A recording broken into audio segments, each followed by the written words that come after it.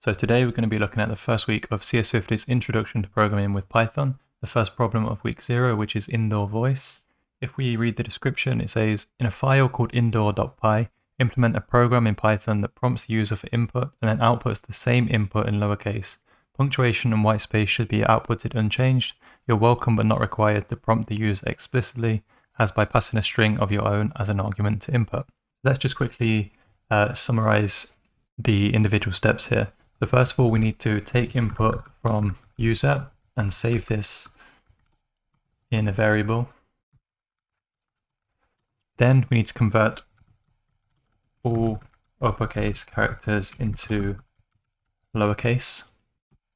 And finally, we need to print the new string. Yep, that's it. We need to print the new string, which now will be lowercase. So a few test cases for this.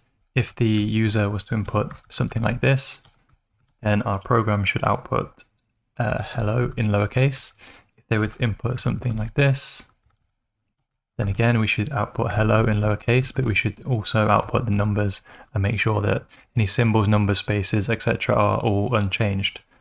So the first thing we need to do is take input from the user, and for that we can use Python's built-in input function, which can take an optional argument which will act as a prompt to the user. So for this case, we can just say something like, what is your message? And we need to save the return of this function, which will be a string, into a new variable, which we can call message for now. For the second part of the problem, which is converting all of the uppercase characters into lowercase, it just so happens that the Python string type has a built-in method that can do this for us. So if you look at the documentation for this, you can see the lower method returns a copy of the string with all of the case characters converted to lowercase. It's also worth noting that any symbols, numbers, white space, etc. are going to be ignored by this method, so they're just going to be copied over unchanged, which for us is exactly what we want. So how do we go about this? We could create a new variable called lowered message and assign that message.lower.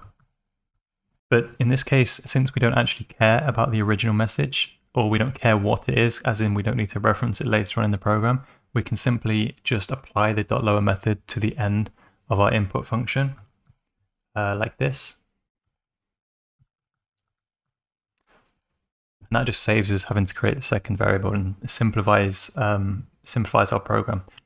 All this is doing is it's running left to right.